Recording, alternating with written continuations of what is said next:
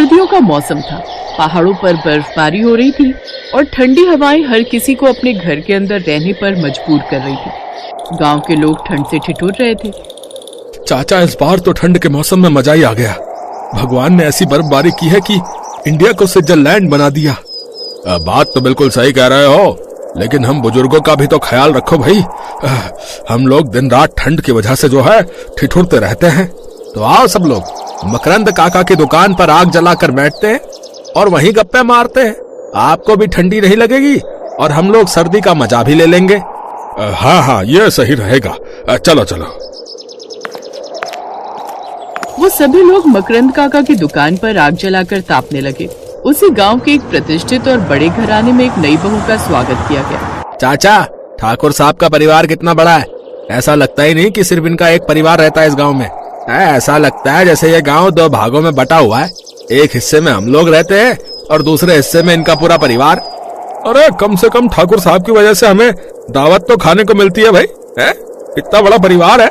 कभी किसी का जन्मदिन होता है तो कभी किसी की शादी की सालगिरह होती है। ये परिवार गांव के सबसे अमीर और प्रभावशाली परिवारों में से एक था। इस घर के मालिक ठाकुर रणवीर सिंह गांव के प्रधान थे। हवेली के बाहर हमको तो ये समझ में नहीं आता, जो इनके घर नई बहू आई है वो इतने सारे लोगों के साथ कैसे रह पाएगी।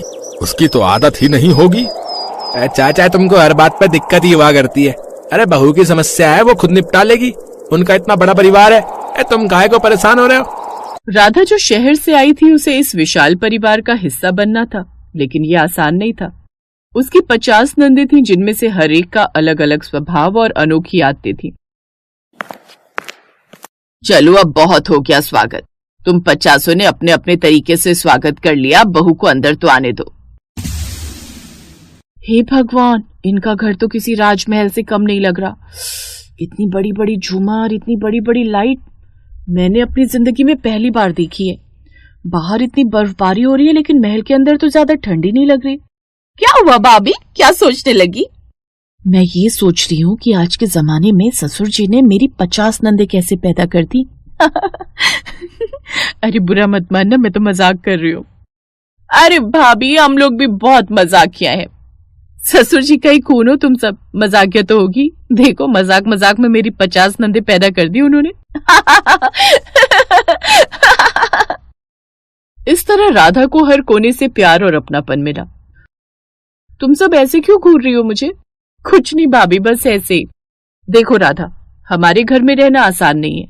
यहाँ सबकी अलग अलग पसंद और नापसंद है, लेकिन अगर तुम सबका दिल जीत लोगी तो ये घर तुम्हारे लिए स्वर्ग बन जाएगा। मैं पूरी कोशिश करूंगी दीदी।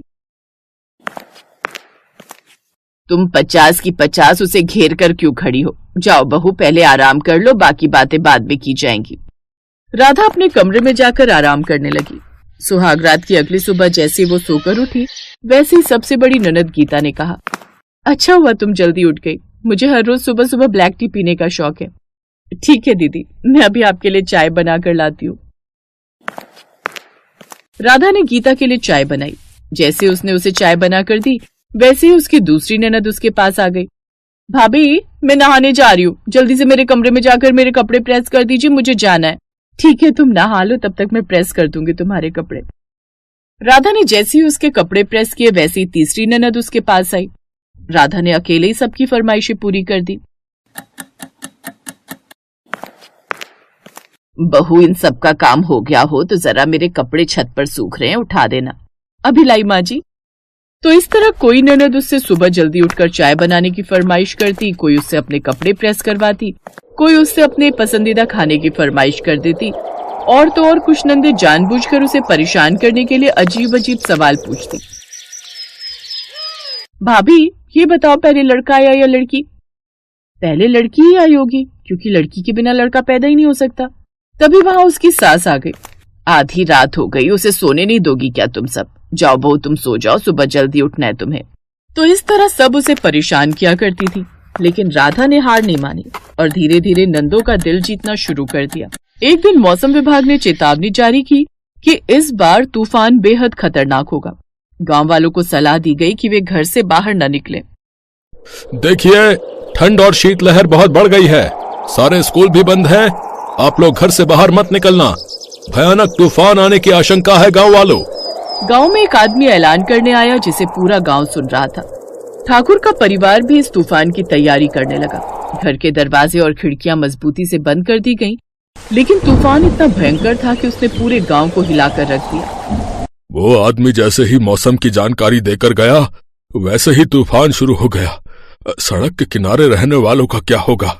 ऊपर वाला हर किसी के लिए कोई न कोई जुगाड़ कर ही देता है। तूफान की तीसरी रात अचानक गांव के पहाड़ी इलाके से एक जोरदार आवाज आई। पता चला कि बड़ा पत्थर खिसक कर गांव के बीचों बीच गिरा था। एक आदमी ठाकुर साहब के घर पहुंचा। अरे ठाकुर साहब, इस बार तो लगता है हमारा गांव बचेगा ही नहीं। पहाड़ कट कट कर गांव में गिर रहे हैं। एक बड़े से पत्थर ने आधे गांव को खत्म कर दिया ठाकुर साहब। ये खबर जैसे ही ठाकुर के घर पहुंची तो वहां खलबली मच गई। परिवार के सारे लोग डरे हुए थे, लेकिन राधा ने हिम्मत नहीं हारी। उसने अपनी नंदों को इकट्ठा किया और कहा, हमें कुछ करना होगा। ये गांव हमारा परिवार है और हमें इसे बचाना होगा। हम 51 लोग मिलकर बहुत कुछ कर सकते हैं। लेकिन हम क्या कर सकते हैं राधा? बताती हूँ। राधा ने अपनी नंदों को जिम्मेदारियां बांट दी। राधा और उसकी 50 नंदों ने मिलकर ऐसा काम किया जिसकी कोई उम्मीद नहीं कर सकता था। उन्होंने सभी को जिंदा मलबे के अंदर से बाहर निकाल लिया। उन्होंने न केवल गांव वालों की जान बचाई, बल्कि उन्हें ये भी सिखाया कि मिलजुल कर किसी भी मुश्किल का सामना किया जा सकता है। बेटिया, तुम लोगों ने तो आज वो कर दिखाया जो बड़े से बड़ा नेता भी नहीं कर सकता। जब तूफान खत्म हुआ तो गांव के हर आदमी ने ठाकुर के परिवार को धन्यवाद दिया। राधा ने अपनी सूझबूझ और नंदों की मदद से ये साबित कर दिया कि अगर इरादे मजबूत हो तो कोई भी मुश्किल असंभव नहीं।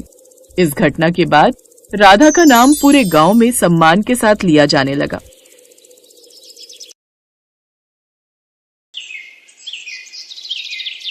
अरे वाह, ये तो बहुत ही सुंदर झुमके हैं जी। मैं कल ही अपनी साड़ी के साथ ये वाले झुमके पहनूंगी। हाँ, लेकिन मेरी बीवी से ज्यादा सुंदर नहीं। क्या आप भी?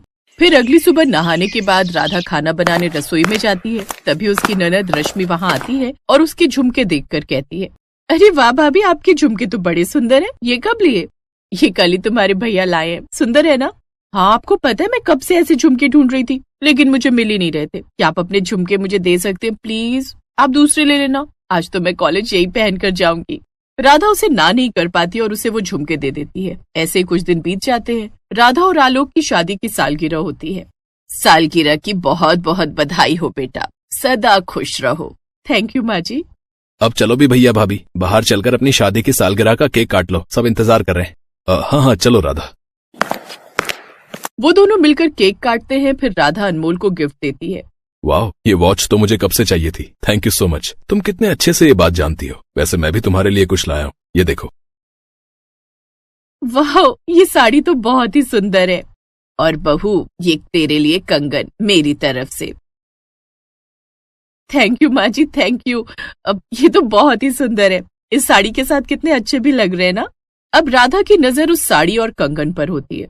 सचमुच ये तो बड़ी सुंदर है। कुछ दिन बाद ये साड़ी तो मैं हथिया ही लूंगी। फिर कुछ दिन बाद, भाभी वो आपकी साड़ी और कंगन मुझे चाहिए थे। वो क्या है ना, मेरे कॉलेज में फंक्शन है तो मुझे वो पहनना था। बेचारी राधा ने अभी तक वो साड़ी एक बार भी नहीं पहनी थी और फिर बड़े भारी मन से वो साड़ी और कंगन उसे दे देती है। ऐसे कुछ दिन बीत जाते हैं। एक रोज राधा अपने मायके में 4 दिन रहने जाती है। फिर लौटते वक्त, ये ले बेटा, ये सूट तेरे लिए, इनमें से पसंद कर ले। जो चाहिए बाकी मैं दुकान वाले को लौटा दूंगी। हर बार कहती है, माँ ये सूट थोड़े हल्के रंग का है, इसका डिजाइन अच्छा नहीं है, इसीलिए दुकान वाले से कहकर ये सूट उठा लाई। अब इसमें से कोई 2 तू रख ले, बाकी मैं उसे वापस कर दूंगी। सास और ननद के लिए सूट मैंने पहले ही लाकर रख दिए हैं। ओह अच्छा, वैसे माँ मुझे ये वाला और ये वाला पसंद है, इन्हें मैं रख रही हूँ। राधा अब चल, देर हो रही है। अच्छा माँ, मैं चलती हूँ। आते रहना बेटा। राधा वो सूट लेकर ससुराल आ जाती है। बहू, तू जब से मायके गई है ना, मेरा तो दिल ही नहीं लग रहा। अच्छा किया अनमोल बेटा, तू इसे ले आया। लेकिन बहू, तू लेकर तो छोटा बैग गई थी, फिर इतना बड़ा बैग क्या भर कर ले आई? वो माँ ने कुछ मिठाइयाँ, घी और सूट दिए। माँ ने आपके और ननद जी के लिए भी कपड़े भिजवाए, मैं आपको दिखाती हूँ। तभी उसकी ननद भी वहाँ आ जाती है। राधा वो सूट उनको दिखाने लगती है। ये लो ननद जी, माँ ने ये वाला सूट तुम्हारे लिए भेजा है। अच्छा, दिखने में तो ठीक ही है, लेकिन मुझे ना भाभी वो वाला ज्यादा अच्छा लग रहा है। क्या मैं वो रख लूं? बेटी वो सूट भाभी का है। हाँ होगा, लेकिन ये गुलाबी रंग ना मुझ पर बड़ा खिलेगा और मेरे पास ऐसे रंग का सूट भी नहीं है, तो मैं ये रख रही हूँ। तू अपना सूट रखना, क्यों दूसरों के सूट पर नजर रखती है? दूसरा कहाँ माँ, ये भाभी तो है और मुझे पसंद आ गया तो इसमें मैं क्या करूँ? क्यों भाभी? हाँ माँ जी, कोई बात नहीं, ये रख लेगी। अब ननद अपनी भाभी का सूट रख लेती है और बेचारी राधा को फिर से बेमन से वो सूट रखना पड़ता है। ऐसे ही समय बीतता है और अब राधा के देवर अंकुर की शादी भी हो जाती है और अब घर में एक और भाभी यानी कि छोटी भाभी आ जाती है। शादी के कुछ दिन बाद, ये लो प्रज्ञा, ये पायल मैं तुम्हारे लिए लाया हूँ। शादी से पहले तो मैंने तुम्हें काफी सारे गिफ्ट्स दिए, लेकिन शादी के बाद ये मेरा तुम्हें पहला गिफ्ट है। ओह थैंक यू, ये बहुत ही सुंदर है। मैं अभी ये पायल पहन लेती हूँ। अब अपनी नई भाभी की पायल पर उसकी ननद की नजर जाती है। भाभी आप ना प्लीज ये पायल मुझे दे दो, क्या है ना मुझे बड़ी पसंद है और आप भैया को बोल दो वो आपके लिए दूसरा ले आएंगे। नहीं, ये शादी के बाद मेरा उनकी तरफ से पहला गिफ्ट है, तो इसे तो मैं ही रखूंगी। भाभी आपकी ननद आपसे पहली बार कुछ मांग रही है और आप इतना सोच रही हैं। अब ना चाहते हुए भी उसे वो पायल उसे देनी ही पड़ती है, लेकिन इन सब से उसका मूड काफी खराब होता है। कुछ दिन बाद प्रज्ञा अपने लिए ऑनलाइन शॉपिंग करके कुछ कपड़े मंगवाती है, जिसमें से आधे से ज्यादा तो ननद ही उठा लेती है। क्या भाभी, आपने अपनी शादी पर भी तो कितनी सारी शॉपिंग की थी, अब ये वाले तो मैं रख रही हूँ। अब वो उसके वो कपड़े भी रख लेती है, लेकिन प्रज्ञा अब मन ही मन सोचती है, ननद को तो सब चाहिए, लेकिन अगर मैंने इसे नहीं रोका तो इसकी ये हरकत बढ़ती जाएगी। इसलिए वो एक प्लान बनाती है और बाजार से कुछ मेकअप, साथ ही वेस्टर्न ड्रेस और हील्स भी लाती है। उसकी ननद शाम को कॉलेज से आती है तो वो मेकअप, ड्रेस और हील्स देखकर सब ले जाती है। अगले दिन अपनी फ्रेंड की बर्थडे पार्टी में चली जाती है, लेकिन प्रज्ञा ने उस लिपस्टिक पर ऐसा स्प्रे छिड़का था जिससे उसके होंठ सूज जाते हैं और कपड़ों पर ऐसा स्प्रे छिड़कती है जिससे वो खुजलाती रहती है और हील्स जिन्हें पहनकर वो पार्टी में डांस करने लगती है तो वो टूट जाती है। लगता है रश्मि तूने ये सारा सामान ना मंगल बाजार से खरीदा है, तभी तो ये सैंडल टूट गई। और होंठ कैसे हो गए तेरे? अरे तूने अपने होठों की सर्जरी की है क्या? कितनी गंदी लग रही है। क्या? नहीं तो, अरे ये क्या हो रहा है? तभी उसके शरीर में खुजली होने लगती है और वो खुजलाते खुजलाते वॉशरूम जाती है, जहाँ अपनी शक्ल शीशे में देखकर वो चौंक जाती है। वो जल्दी से डॉक्टर के पास जाती है और दवाई लाती है। वो जान जाती है कि ये सब उसकी भाभी ने उसे सबक सिखाने के लिए किया था, लेकिन उस दिन के बाद से उसको सबक मिल गया था कि अब वो किसी का सामान इस्तेमाल नहीं करेगी। अब वो कभी अपनी भाभीयों की चीज पर नजर नहीं रखती, जिससे अब राधा और प्रज्ञा दोनों ही सुखी थी।